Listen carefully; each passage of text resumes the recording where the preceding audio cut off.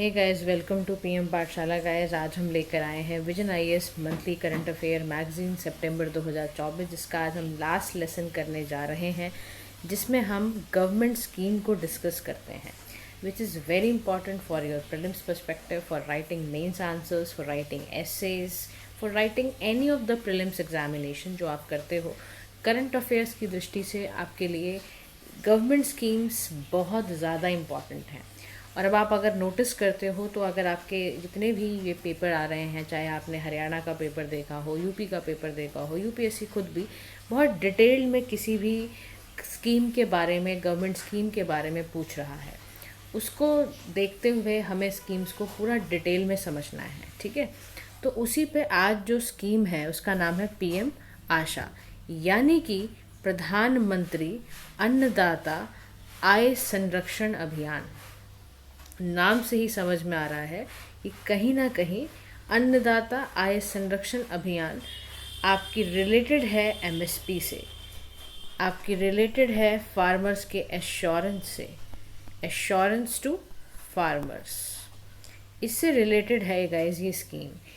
ठीक है, अब इसको डिटेल में हम समझते हैं। तो यूनियन कैबिनेट ने रिसेंटली क्या करा, प्राइस सपोर्ट स्कीम को और प्राइस स्टेबलाइजेशन फंड स्कीम को पीएम आशा से लेकर आए हैं, और इसी में उन्होंने बोला है कि हम फार्मर्स को सर्व करेंगे, कंज्यूमर्स को सर्व करेंगे मोर एफिशिएंटली। तो खाली देखो फार्मर की बात नहीं रही, ये भी ध्यान रखा गया है कि किसी भी तरीके से कोशिश की जाए और हर हालत में दोनों को ही, चाहे वो फार्मर है, कंज्यूमर है, दोनों को मदद की जाए। अब देखो, आपको ये सवाल आना चाहिए, जैसे आया प्राइस सपोर्ट स्कीम, तो उसको मैंने कह दिया एमएसपी होता है ना। अब ये प्राइस सपोर्ट स्कीम क्या होती है, देखो ये सरकार इसको इम्प्लीमेंट करती है। ठीक है, जैसे हमने देखा पीएम आशा में कर रहे हैं, है ना। तो इसमें ना क्या किया जाता है, प्राइस सपोर्ट स्कीम में कुछ क्रॉप्स चुन ली जाती हैं, जैसे बाजरा है, ज्वार है, पैडी है, मेज है, कॉटन है, तुर है, उड़द है, मूंग है, सीसम है। ये सारे को क्या कर लिया जाता है, इनको क्रॉप्स को कवर करा जाता है, और फिर एक तरह का फार्मर को बेनिफिट दिया जाता है कि जब वो सपोर्ट दिया जाता है उसको, सपोर्ट प्राइस पे, कि जब भी वो इसको बेचने जाएगा तो उसका प्राइस उसको पहले से ही पता होगा कितने प्राइस पे उसको बेचना है। तो प्राइस जो होगा कमोडिटी का, वो एमएसपी के आसपास ही, वो एमएसपी वाला प्राइस ही उसको रखना होता है। तो यानी मिनिमम सपोर्ट प्राइस का मतलब क्या हुआ कि एक ऐसा प्राइस जो सरकार सेट कर रही है ताकि फार्मर को एक मिनिमम गारंटीड प्राइस मिले उसके एग्रीकल्चर प्रोड्यूस के लिए। तो एमएसपी क्या है, एक तरह का एग्रीकल्चर सपोर्ट पॉलिसी का पार्ट है जो गवर्नमेंट इम्प्लीमेंट करती है ताकि फार्मर्स को प्रोटेक्ट किया जाए कि मार्केट प्राइसेस से वो फ्लक्चुएट ना हो। उसी को ही प्राइस सपोर्ट सिस्टम के अंदर यहाँ पर डाला जाता है। ठीक है, तो याद से रखना इस बात को कि प्राइस सपोर्ट स्कीम में यहाँ बात बेसिकली एमएसपी की ही की जा रही है। दूसरा शब्द हमने यहाँ पढ़ा प्राइस स्टेबलाइजेशन फंड, यानी ये सरकार का, भारतीय सरकार का ये एक प्रोग्राम है जिसमें ना कुछ एसेंशियल कमोडिटी जैसे कि फूड होता है, उसके प्राइस को स्टेबलाइज करने की कोशिश की जानी चाहिए ताकि कंज्यूमर और प्रोड्यूसर दोनों को ही ज़्यादा दुखदाई ना हो। यानी रीजनेबल प्राइस बनाना कि सभी लोग अफोर्ड कर पाएँ। प्राइस स्टेबलाइजेशन का मतलब ये होता है, यानी इनकरेज करो डोमेस्टिक प्रोडक्शन की ना। देखो, डोमेस्टिक प्रोडक्शन को इनकरेज करना है, साथ में ये भी ध्यान रखना है कि होर्डिंग या स्पेकुलेशन ना होने लग जाए, ब्लैक मार्केटिंग ना हो।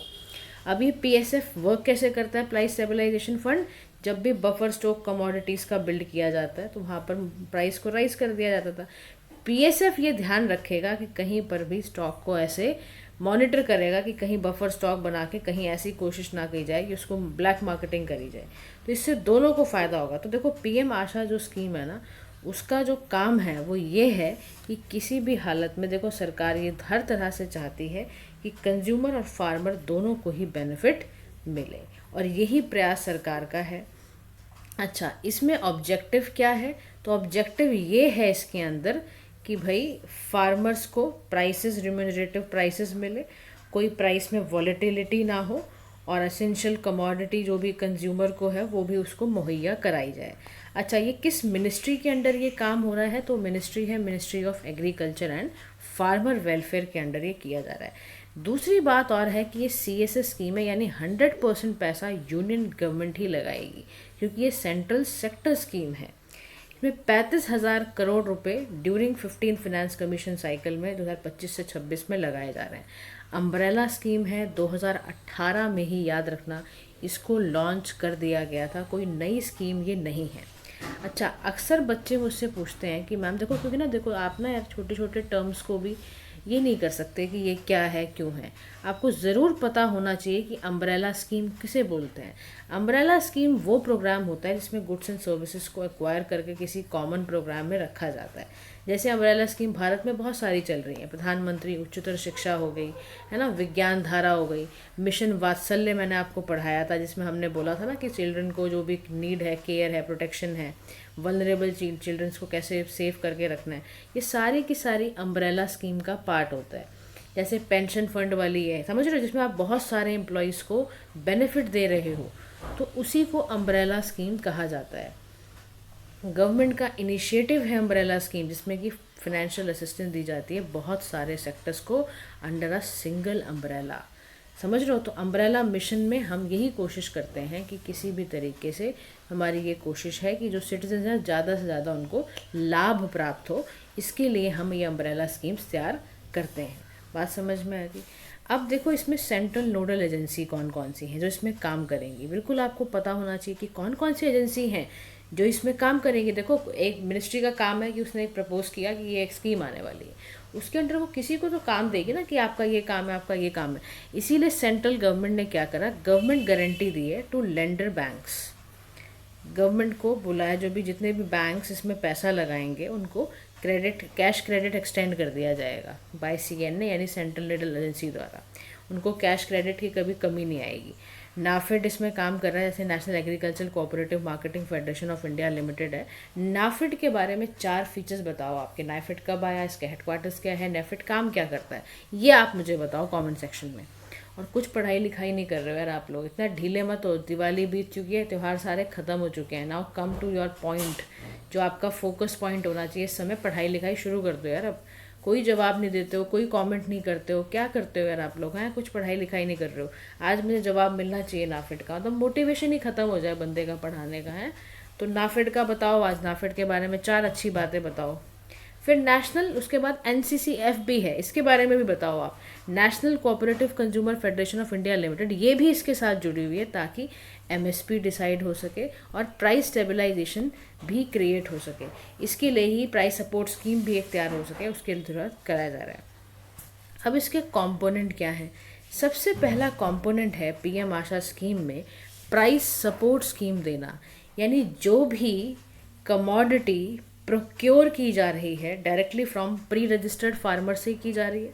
जो भी फार्मर रजिस्टर्ड है MSP के लिए, उसको when prices fall below MSP तो उसको प्राइसेस दिया जाता है, वही वाला MSP वाला ही दिया जाता है।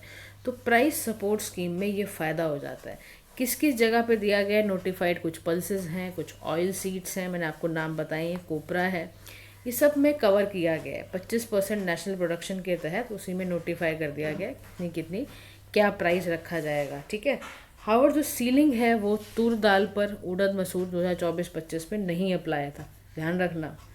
100% प्रोक्योरमेंट जो प्रीवियसली डिसाइडेड क्रॉप्स थी उसके अकॉर्डिंग ही किया गया था। सीलिंग यहाँ अप्लाई नहीं थी तूर वूर पे और उड़द और मसूर पे। फिर जब स्टेट गवर्नमेंट की इम्प्लीमेंटेशन आई, उन्होंने रिक्वेस्ट करा तो एग्जाम्प्ट किया हमने कुछ प्रोक्योर कम्युनिटीज़ को, ऑयल सीड वगैरह को, कि भाई चलो इनमें भी निवाय किया जाए, मंडी टैक्स वगैरह, और सेंट्रल नोडल एजेंसीज को भी असिस्ट करने को बोला गया कि इस तरह से ही लॉजिस्टिक्स अरेंजमेंट किए जाएं। तो कहने का मतलब है कि हर तरह से जो सरकार है वो उस पर काम कर रही है। अच्छा, इसी में हमने पढ़ा प्राइस स्टेबलाइजेशन फंड भी, मैंने आपको जैसा शुरुआत में ही बताया कि प्राइस को कैसे स्टेबल रखना है, ये भी तो जिम्मेदारी है ना। अब देखो, सरकार की ये जिम्मेदारी होती है कि एसेंशियल कमोडिटीज़ का प्राइस इतना ना बढ़ जाए कि उसको आम आदमी खरीद ना पाए, समझ रहे हो। दाल चावल रोटी जैसी चीज़ें भी अगर आम आदमी नहीं खरीद पा रहा है तो हमारे देश का बड़ा दुर्भाग्य है, क्योंकि हम सबसे ज़्यादा एग्रीकल्चर करते हैं, हम सबसे ज़्यादा चीज़ों को प्रोडक्शन करते हैं, तो उसके बाद भी अगर ये हाल हो तो बड़ी शर्म की बात है। तो प्राइस स्टेबलाइजेशन फंड क्या है, बेसिकली ये ऐसा स्कीम है जो वर्किंग कैपिटल प्रोवाइड करता है, यानी रोज़ाना के जो खर्चे आ जाते हैं, रॉ मटेरियल खरीदने के खर्चे आ जाते हैं, ठीक है ना, जैसे कोई इनपुट खरीदना हो, कोई टूल खरीदना हो, उसके खर्चे का प्रबंध भी इसी स्कीम में कराया जाएगा। इंसिडेंटल कोई एक्सपेंसेस आ गए मान लो, उसको ध्यान में रख के कराया जाएगा। डिपार्टमेंट जो है कंज्यूमर अफेयर्स का will procure pulses market prices पे ही वो खरीदेगा प्री रजिस्टर्ड फार्मर्स को। ई समृद्धि पोर्टल है नाफेड का, ई संयुक्ति पोर्टल है एनसीसीएफ का। जब भी एमएसपी से प्राइस एक्सीड कर जाएगा तो डिपार्टमेंट ऑफ कंज्यूमर अफेयर जो होगा वो उसको प्रोक्योर करेगा पल्सेस को मार्केट प्राइस पे। ये भी स्टेबलाइजेशन के लिए करा गया और ये इन्हीं ई समृद्धि पोर्टल और ई संयुक्त पोर्टल में ही करा जा रहा है।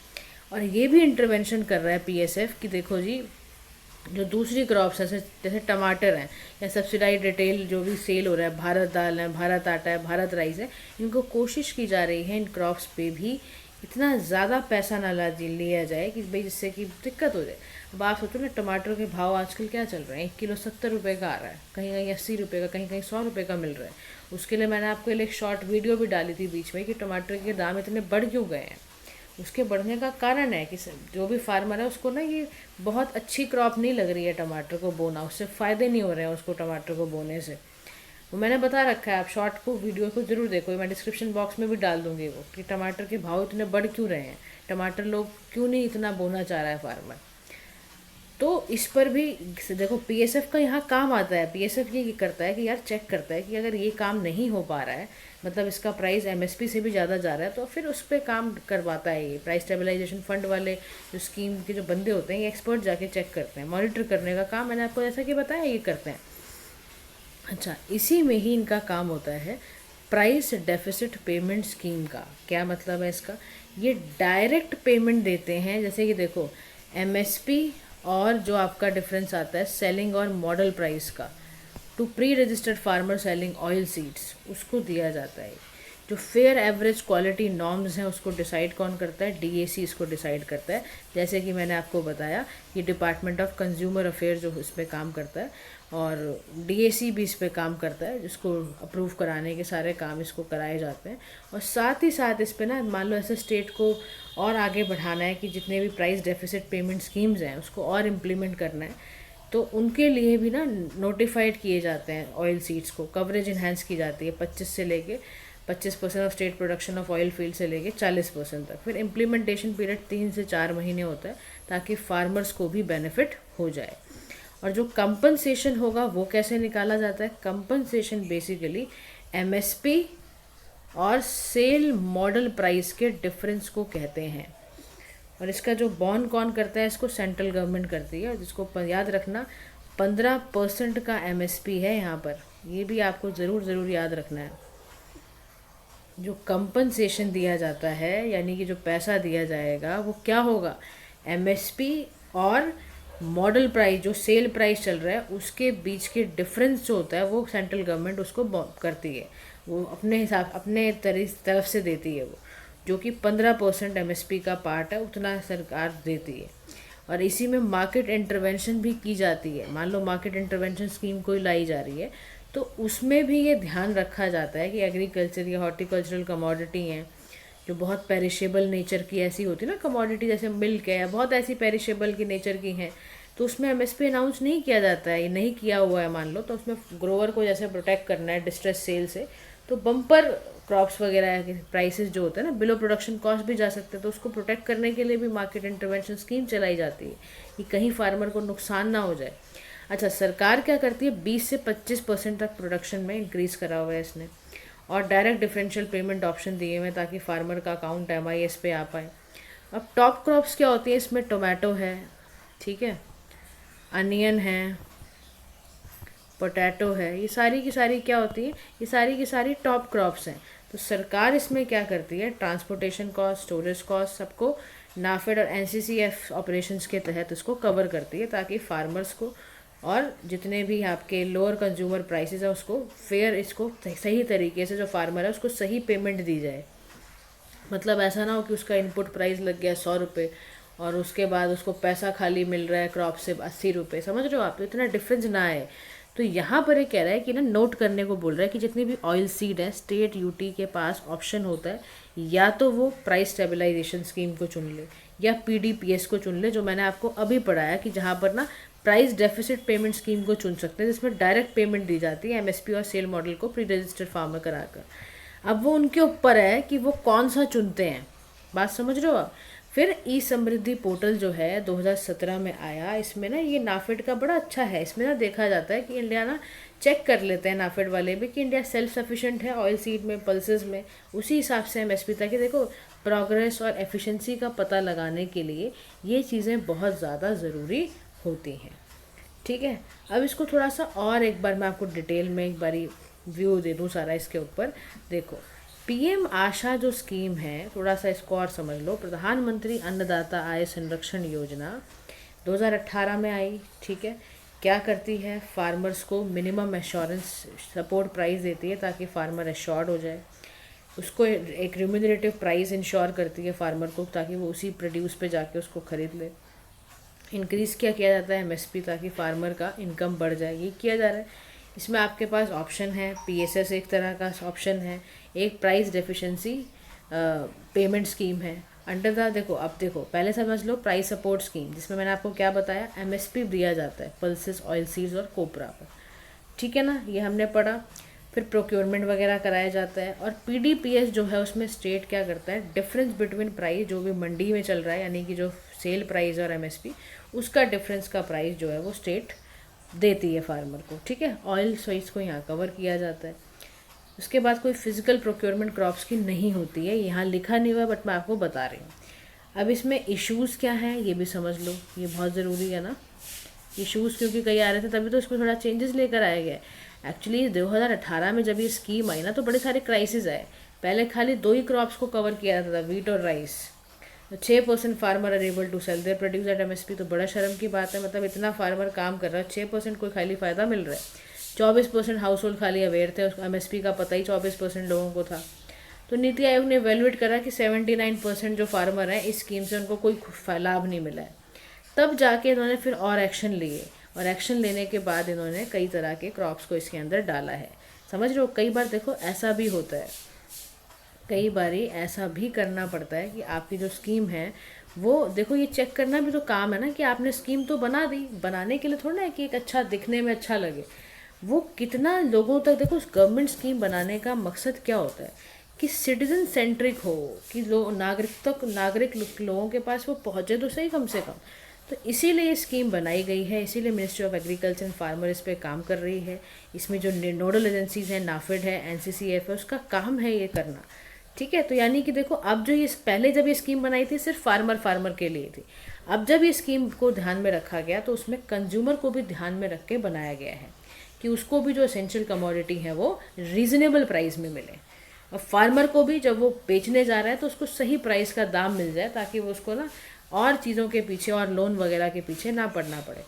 तो guys this is all about PM Asha scheme. अगर आपको कोई डाउट हो आप पूछ सकते हैं कमेंट सेक्शन में। Thank you so much for listening, do like share and subscribe to PM Pathshala. Have a nice day to all.